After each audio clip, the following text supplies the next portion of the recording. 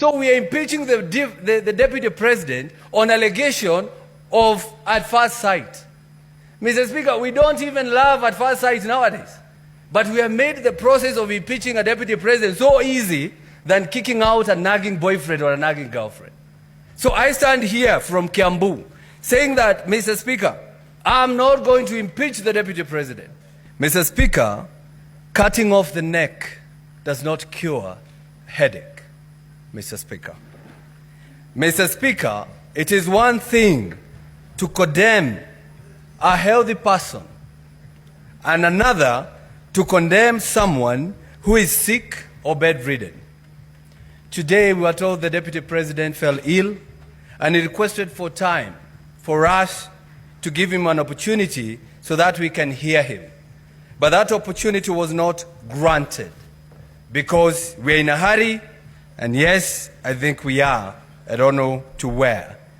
Mr. Speaker, this is an impeachment in absentia. And I believe, Mr. Speaker, without contradiction, that probably it is a flawed process, Mr. Speaker. And for some reason or at some point, I was not able even to know who we are impeaching. Is it the deputy president or the governor of Siaya, Mr. Speaker? Why am I saying that? Because our standing orders, Standing Order 81 and Standing Order 80, says when a governor should appear before us. And we saw a governor standing there, Mr. Speaker. So sometimes I was asking myself, maybe the governor impeached himself by just appearing to us, Mr. Speaker. And I want to tell you, Mr. Speaker, when you listen to Mr. Mutuse, the main witness, when we ask him questions, he was saying this is just a prima facie. I'm not a lawyer. I Googled, and it says, prima facie says on first sight. So we are impeaching the deputy president on allegation of at first sight. Mr. Speaker, we don't even love at first sight nowadays. But we have made the process of impeaching a deputy president so easy than kicking out a nagging boyfriend or a nagging girlfriend.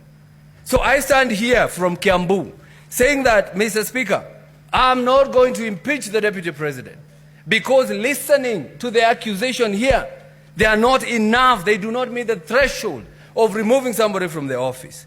You ask Mutuse, here you had it. Mr. Mutuse, tell us. He says, I was not in an investigation journey. Mr. Mutuse, I just imagined. Mr. Mutuse, I don't know. Mr. Mutuse, I believe. Mr. Mutuse, Senate, believe me. Even if you don't believe me in one occasion or in one ground, just take one, the one that you love, Mr. Speaker. Mr. Speaker, it's sad that my brother, a person from my area or my region, the deputy president of this country is being impeached. And I want to talk to the majority leader, person I really respect, and also the senator for Bomet, Mr. Sigei.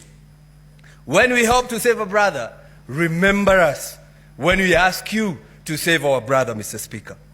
Mr. Speaker, as I conclude on this issue, Mr. Speaker, he who assesses the integrity of others must exemplify an even higher standard of integrity on himself. I want to ask you members, please, as I go down to write your names or the sins on the ground, and I'm not calling myself Jesus, ask yourself, would you be the first one to throw the stone on the deputy president? And Mr. Speaker, I am going to leave this by saying I'm going to vote on all 11 counts. No. I'm going to vote no. And I'm going to leave you with one quote I've read from a member of parliament from Gatondo North, who has said, Mr. Speaker, and I read, the dog is not sick, it's just afraid, facing its last 2 hours of power forever, Mr. Speaker. Those are the MPs who kicked out the deputy president. They are now calling him a dog. Maybe even this motion, Mr. Speaker, was brought by some people who are suffering from mental issues, Mr. Speaker. I'm going to say that because how do you call a deputy president is a dog and he's not sick and he's only waiting to get out of power for 2 hours? I ask you, brothers, please do not play along the galleries. Respect the deputy president, respect the people of Murima, and I leave you with Exodus 19 verse 12, Mr. Speaker. We were told if you touch a widow, you die. It says if you touch the mountain, you die. I vote no. Ladies and gentlemen, in the Senate, if there is somebody who have spoke the mind of the Mount Kenya region, it is Kalonzo Athang'wa. And the speech that he have delivered, it has really entered into the people of the mountain. And I can tell you that as somebody from the mountain,